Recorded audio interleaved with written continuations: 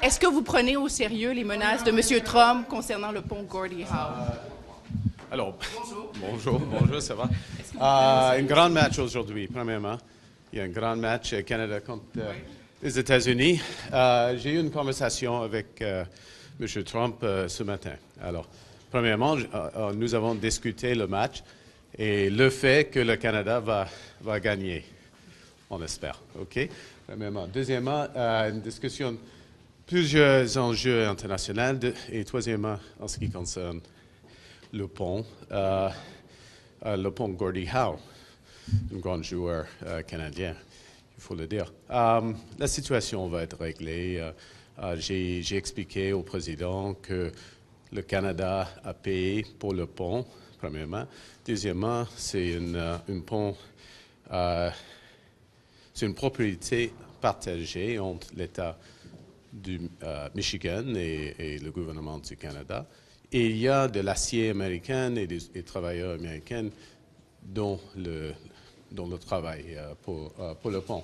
Alors, et ce qui est le plus important, c'est l'ouverture du pont, mais c'est le commerce entre le Canada et les États-Unis. Alors, il faut faire des progrès en ce qui concerne tout cela. Et nous avons décidé d'avoir d'autres conversations sur quelques sujets en parallèle avec les négociations, la revue de l'ASEAN. In English, pardon me.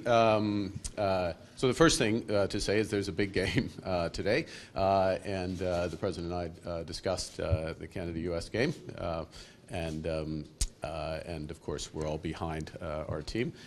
Secondly, we discussed a number of issues, international issues. Thirdly, we discussed the bridge. I explained that Canada, of course, paid for the construction of the bridge, over $4 billion, that the ownership is shared between the state of Michigan and the government of Canada, and that in the construction of the bridge, obviously there's Canadian steel, Canadian workers, but also U.S. steel, U.S. workers that are involved. This is a great example of cooperation between our countries. Look forward to it opening. And what is particularly important, of course, is the commerce and the tourism and the voyages of Canadians and Americans that will go across that bridge. So the conversation turned to a series of issues that we will raise and we're going to follow up on. I'm not going to go into detail on those issues. These would be specific issues in parallel to the CUSMA negotiations. Final point is the President asked appropriately that his ambassador, who's from Michigan, of course, play a role in smoothing the conversation in and around the bridge. So it was a positive conversation. It's a big game today, and we're going to win.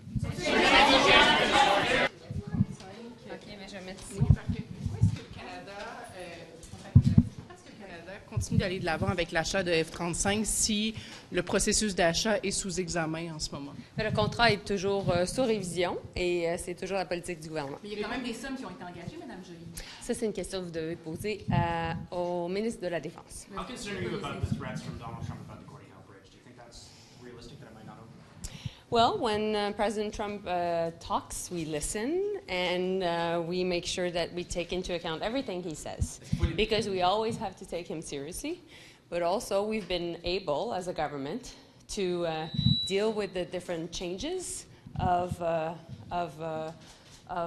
thoughts of the president, and I'm convinced that we will be able to work this through. Vous avez une visite de représentants allemands cette semaine au Canada. Il est question de parler du sous-marin, mais peut-être aussi de l'installation de l'industrie automobile. Est-ce que vous pouvez nous parler un peu plus de ce que vous espérez tirer de ces... Bien, nous avons eu des conversations autant avec les représentants allemands que les représentants coréens pour, en effet, être capables d'attirer des investissements dans le secteur automobile au Canada. Et les discussions se poursuivent, mais je suis très optimiste. Sur le pont, Mme Joly. Sur le pont, Mme Joly. Est-ce qu'il y a matière à négociation sur le pont, Mme Joly? Everybody's engaged. Est-ce que le procès sur le pont, Mme Madame Joly, juste en français sur le pont, Madame Joly. Oui. Est-ce qu'il y a eu des conversations entre l'administration Trump et le gouvernement Carney au sujet de ces menaces-là de fermer, d'empêcher l'inauguration du pont Gordie Howe? Écoutez, la diplomatie se fait toujours mieux en privé et tout le monde travaille toujours en coordination avec, bien entendu, les autorités au Canada, mais aussi les autorités. Mais est-ce que ça va inquiéter ces menaces? Est-ce que we want more Chinese investments in the auto sector, but is that a good thing given what China just did to Jimmy Ma, the sentence they handed down?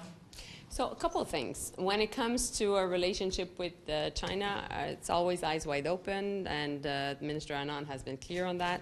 Second is we have clear guardrails in the Chinese EV agreement, 49,000 this year coming in, and it's a hard cap.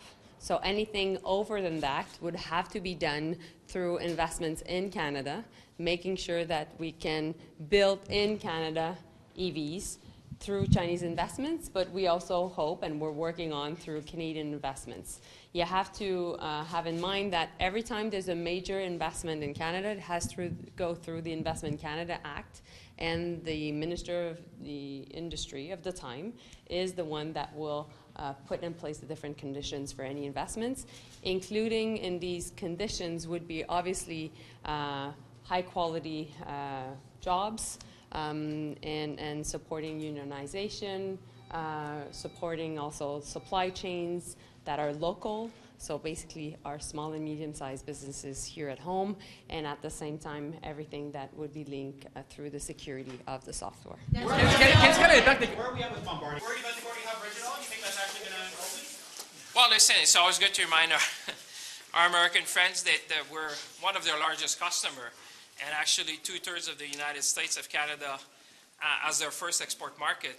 And as far as I know, a bridge is both ways, you know? So it's always good to remind that to our American friends. And a decision on one side of the border always has an impact on both. So I think that's the key message. We're their largest customer. And therefore, an infrastructure like that not only serves one nation, but serves both nations. And I think that's what you're hearing also from a number of states and other people who understand that Canada is a key market for the United States, and that's why we always, want to find a way forward. Do you think the bridge is now part of the free trade negotiations? Do you think they put that on the table? I don't think so. I mean, listen, I don't have a crystal ball, but you're talking about an asset that serves the interest of both nations. Like I said, and that's one way we need to put it to our American friends. Always is that sometimes it's kind of forgotten that we are one of their largest customer, and that means that obviously trade that goes in one direction favors also the United States of America, and therefore that's the message I would bring to my U.S. colleagues for sure. The Budget Implementation Act, are you on the budget implementation? Je vous ai pas entendu. Bon, écoutez, on a appris vous savez, ça fait déjà plusieurs années qu'on travaille avec nos collègues américains.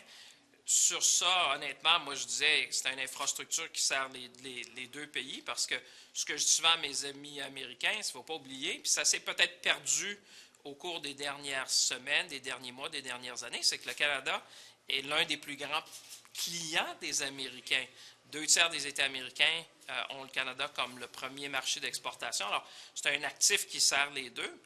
Moi, je vois ça comme quelque chose de positif, évidemment, pour les deux nations, parce qu'au niveau commercial, ça sert beaucoup d'États américains aussi. Qui utilisent. Selon vous, cette sortie? Écoutez, c'est difficile de... Moi, je n'ai pas de boule de cristal. Moi, ce que je peux faire, c'est... Ça démontre encore une fois l'importance de bâtir notre résilience au Canada, d'avoir une économie canadienne, d'enlever les barrières tarifaires, de développer des marchés internationaux. Ça démontre cette importance-là encore plus, qu'on a besoin de développer des marchés à travers le monde. Il y a quelque chose qui accroche entre les deux administrations qui aurait amené le président à faire ça? Je pense que non. Écoutez, vous savez, on a vu... ça fait combien de jours dans l'année, là? On est le 10 février. Vous avez déjà vu beaucoup de chapitres déjà dans cette année-là. Moi, je pense, le premier ministre a toujours été clair, contrôlons on va focaliser sur ce qu'on peut contrôler. Contrôler, c'est l'économie canadienne, c'est d'avoir un budget qui amène l'investissement, c'est de développer des marchés à l'international, comme on a fait. Je pense qu'on a fait une douzaine d'accords stratégique sur 4 continents en 6 mois. C'est le genre de choses qu'on... Puis je pense que les Canadiens le comprennent. Quand on dit la résilience, la sécurité économique, sécurité nationale, sécurité énergétique, on en a besoin. On sera toujours là pour faire affaire avec nos partenaires américains.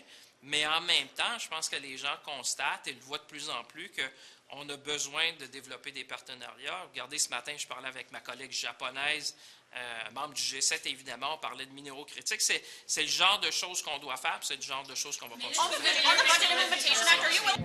What's the latest on CNI? How's your government plan to get this passed? Refer you to the Minister of Justice on that. I know, but you were negotiating with the House leader on this, so how are those going? Yeah, well, the Minister of Justice is dealing with his colleagues with that. Oui, juste sur ces 9 en français, est-ce que vous pouvez peut-être avoir recours à de l'allocation de temps pour faire aller les choses? Le ministre de la Justice est en train de négocier avec ses pairs dans les autres parties. Le fonds Gordie Howe, ça vous préoccupe? L'impact économique, peut-être? Bien, je viens de répondre dehors. On vient de faire une conférence de presse dehors et je pense que le premier ministre l'a commenté, donc je vous réfère à ces commentaires-là. Est-ce que vous pensez là que vous avez l'appui du Bloc, que vous n'avez pas besoin de l'appui des conservateurs techniquement, donc pourquoi ne pas aller de l'avant avec une motion d'allocation? Je sais que le ministre de la Justice est en train de négocier avec ses collègues sur l'ensemble de la chose, évidemment. Est-ce qu'on risque d'aller en élection au printemps? Est-ce qu'on risque d'aller en élection au printemps? Vous, est-ce que vous aimeriez ça? Moi, je ne pense pas qu'une élection est nécessaire. Je pense que ce Parlement peut fonctionner. Have you signed any type of formal agreement with the Conservatives to avoid an election? No, no. And can you talk a little bit about why the omnibus bill? Why did you make it that way? You know, in opposition, you hated omnibus bills. If the budget bill was so important, why'd you do that? The budget bill contains a very logical sequence of economic measures that are designed to build the country and respond to the moment that we're in. Well, why not get rid of the bill to pass it easier? Would you get rid of the exemptions that the Conservatives are concerned about in Section 12, allowing any minister to exempt a company or a person? I know the finance minister is talking to his counterparts about that. Are you willing to get rid of hybrid parliament? We've heard from Michael Strong that he doesn't want that. Look, it's a measure that's currently in the standing order, so therefore would require. I'm sorry, I had a long press conference outside, and my lips are still frozen. But the standing orders generally must be supported by all parties. So you're open to that? When are tariff changes going to be made to allow the Chinese EVs in? Pardon me? When are tariff changes going to be made to allow Chinese EVs in? I'm not quite sure about those specifics. You'll have to talk to Where are we at with Bombardier? What's going with Bombardier, Gulfstream? Are there any changes or updates on that? Is this a test this morning? This is a test this morning. You got so many files. Yeah. You can get rid of a couple of your jobs. Sur ces 15, ce que vous avez dit concernant les bacs à sable réglementaires, là, pourquoi vous annulez pas cette section-là de ces 15, c'est controversé? Moi, je vous réfère au ministre des Finances qui traite de cette question-là avec ses pairs. Again, I just responded to that down there. The Minister of Justice is currently talking to his colleagues. Are there any updates on Conservatives to get the BIA passed? We talk to them every day. Any agreement reached on C9? Look, the Conservatives seem to be back to the approach they were taking before Christmas with their willingness to obstruct the Justice Committee, and it's immensely frustrating at this late stage in the process because we are trying to collaborate. We have seen requests from the Conservatives to shift the definition of hate in the bill. We're willing to accommodate those. We have seen requests to change the requirements around the role of the consent of the Provincial Attorney General. We're willing to accommodate those requests.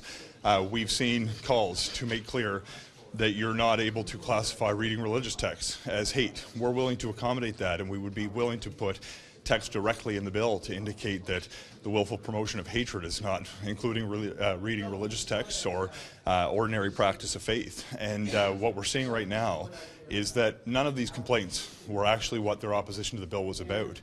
We want to establish a standalone hate crime in this country to ensure that we recognize that hate is not limited to the doorsteps of our religious institutions. We are hearing complaints from the Jewish community who are seeing assaults take place in grocery stores and harassment on university campuses. We are seeing the queer community afraid to hold the hand of their partner for fear that they're going to be attacked for who they are. We are seeing racial communities who continue to be targeted for criminal behavior on the basis of the color of their skin. We want to move forward with a law that will help protect all communities against hate, and it's sad to see the Conservatives are willing to obstruct the criminal justice agenda more broadly. Just to be clear, you are willing, the Liberal, your government is willing to clarify the role around some of the concerns you've heard around the removal of religious defences in the bill, and what would that clarification look like? So I spent a lot of time over the holidays engaging with leaders from different faith communities, and some are very supportive of the Bloc's proposed amendment. Some have raised concerns. We want to ensure that as we move forward with a proposal from the Bloc, that we accommodate some of the concerns that we've heard from religious communities who don't believe their religions constitute hate, but want to see that clearly reflected in the text of the bill. We would entertain amendments to that effect, but it seems in our dealings with the Conservative that they're saying there is no accommodation that can be made on the concerns that we're raising, and are going to choose instead to obstruct. So the mayor of Surrey wants a national declaration, a national emergency call over the extortion crisis. What do you think of that? Well, I think we got to start with recognizing that extortion is a very real and significant problem, and what we're seeing in Surrey is completely unacceptable. Now, there are already tough laws in the books, certainly, but we want to do more. Our Bail and Sentencing Reform Act, in two different ways, on both bail and sentencing, will adopt tougher laws when it comes to extortion. My colleague in public safety is launching an initiative to support some of the work of law enforcement on the ground, but we also need to listen to law enforcement. They are saying they want the tools, not just to punish bad actors after crimes have been committed, but to bust extortion rings. They're specifically and in fact, Patrick Brown from Brampton said the Peel Regional Police, which is dealing with a similar set of circumstances, has said that his message to me directly from the police is to pass a Strong Borders Act. Give the police the authorities that they need to actually bust extortion rings, to launch their investigations and prosecute criminals who are taking part in sophisticated crime rings. There are solutions on the table, but we need all parties to collaborate and stop obstructing in the House to actually help do what we can federally to bust up these extortion rings and deliver safety to communities. Just to go back to C9, so what's the path, the parliamentary path right now, Murray? Well, we want to find partners who will collaborate. And from the first appearance that I made at the Justice Committee to discuss the bill, we were pretty open at that.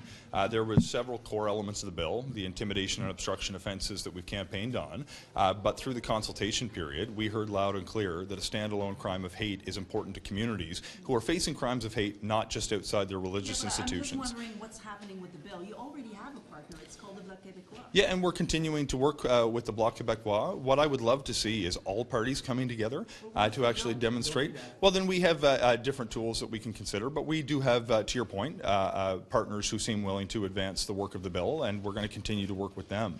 I guess the question is, are you asking for the Conservatives to support it, or are you willing to go ahead even without the Conservative support? So we would love to have their support, but at minimum we want them to stop their obstruction. If they choose to filibuster the Justice Committee for months again to delay the work that we're doing, not just on hate, but also on gender-based violence and exploiting kids, it would only be Canadians who Are you we got a meeting. Can you talk about public servants? How come they're finding out through the news media and that they're going back to work 4 days a week? I think a statement was issued from official at TBS. Sorry, I just came from stairs.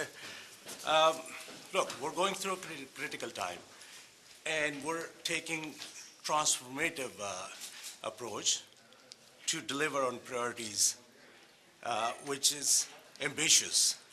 So, sorry. Yeah.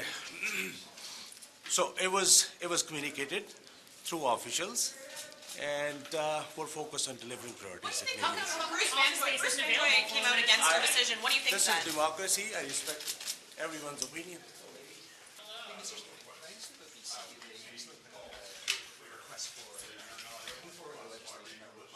AI projects to secure their own clean power source. Do you think if governments like BC do this and other provinces follow suit, that's going to deter investments in AI in Canada? No, we saw that BC, we saw that BC put out their allocations through the regulator. And it's important that all the provinces are doing that. The regulators are provincially run. But they have to make sure that when they're building out their allocations, that it doesn't hit the ratepayers. It also has to comply with some environmental standards. Alberta's got some, BC's got some. Sorry. So, you know, we're watching closely. I've been in touch with my counterpart there, and we're watching pretty close. There was a report out today about how AI and health misinformation. I was just curious what you thought of it, and are you planning on doing anything to kind of curb the amount of misinformation, especially around things like health that are so important to Canadians? Yeah. Look, I'm a dad, too. And people should get their health information from their doctors. Everybody goes online and they're going to use lots of resources at their disposal to get health information. But go to your doctor for your health information. That's the trusted source of health information, and you can get informed in lots of different ways. But, our advice, go to your doctor. Is that difficult when so many Canadians don't have a family doctor? I think it's important that they have access, and that's why we're protecting our public health. Of course, that's critical, but your doctor, your health practitioner, your nurse practitioner, they're the best source of advice, obviously, for your particular health. What made you think the public would be okay with you using AI to summarize the consultations about AI? I think it's really important that we walk the walk. We've got to use the tools that we're regulating and building. So absolutely, when we had 11,300 public consultations, we used and built an AI to help us summarize. On the 28 task force reports, of course we all read them, and even on the summaries of the 11,000, we had humans involved, but we are using tools for efficiency, and it was transparent, it's all posted, the public can see it. So we're very proud of the fact that, again, that would have been taken 8 months to summarize 11,300 submissions. We did it in 8 days. The speed, I get it, but the confidence, don't you think the public might lose confidence in the whole But the public can read them all. I mean, why would they lose confidence? They can read them. We've posted them. We've got to move efficiently, but we feel very thoroughly, and we should be using tools to help our efficiencies and to help make sure that we have good consultation and that we are using those tools to help us. Would that be a template for all consultations of the government from now on? No, I don't know if it's a template, but it's good experience for us to do it. Merci. Thanks.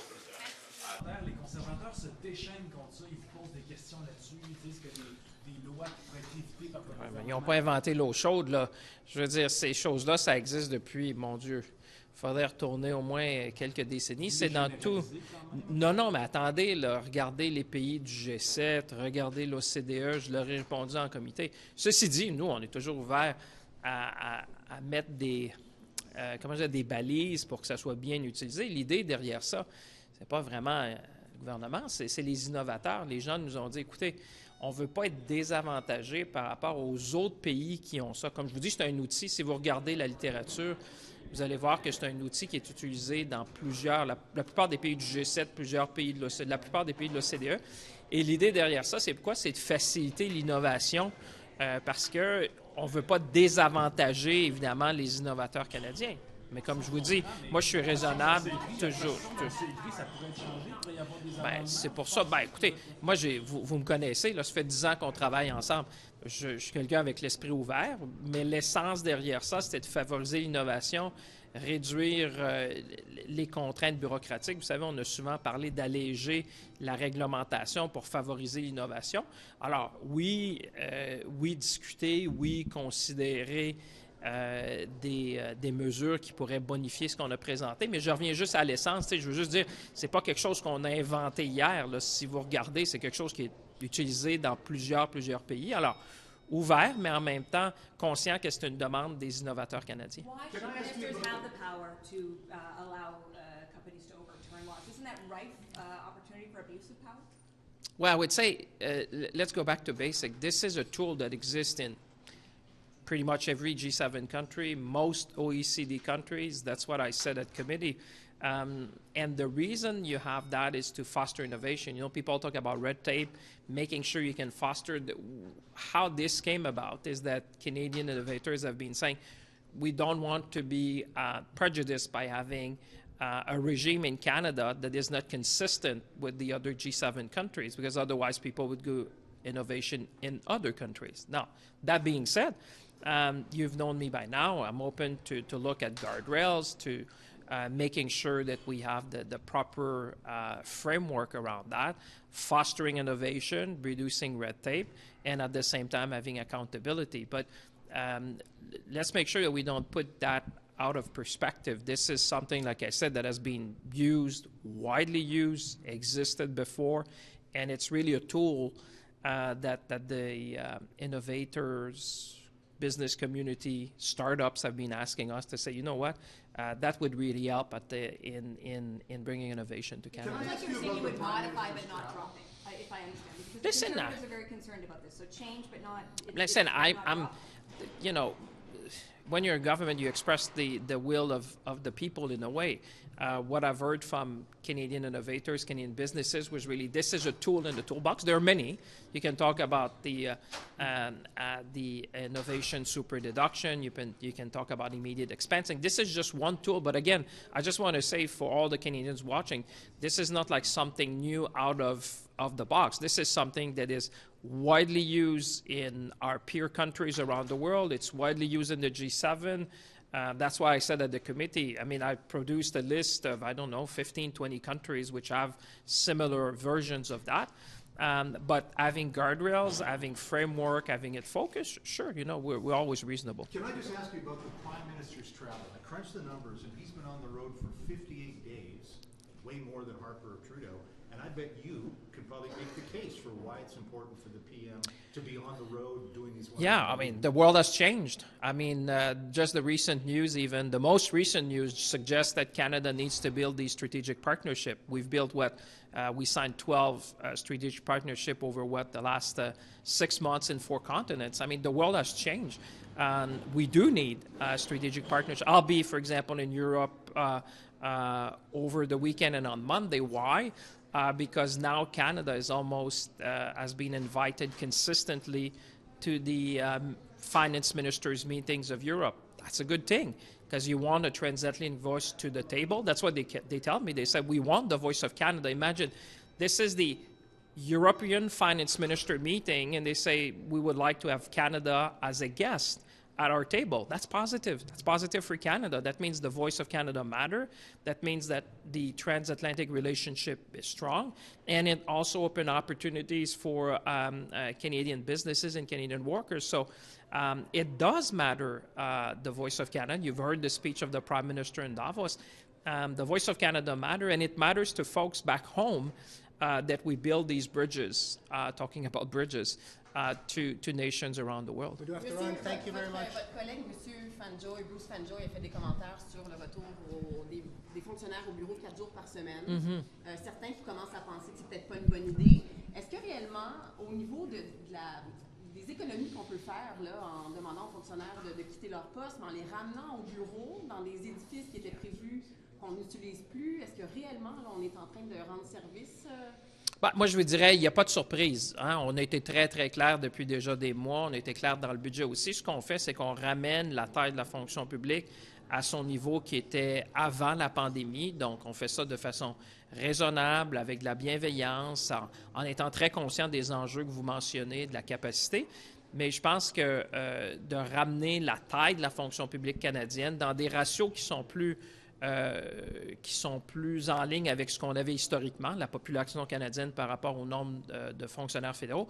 Moi, je pense que les Canadiens ont compris, dans un moment comme celui-là, il faut revoir nos processus, utiliser la technologie et s'assurer qu'on ramène ça, je vous dirais, à un niveau qui correspond plus aux normes historiques qu'on avait de nombre de fonctionnaires fédéraux juste avant la pandémie. C'est pour ça que vous avez vu les chiffres. Donc, je ne pense pas qu'il y ait de surprise. On le fait dans la bienveillance, on le fait de façon ordonnée, en tenant compte, évidemment, des réalités qu'on peut avoir dans les différentes régions du pays. Merci tout le monde. Merci.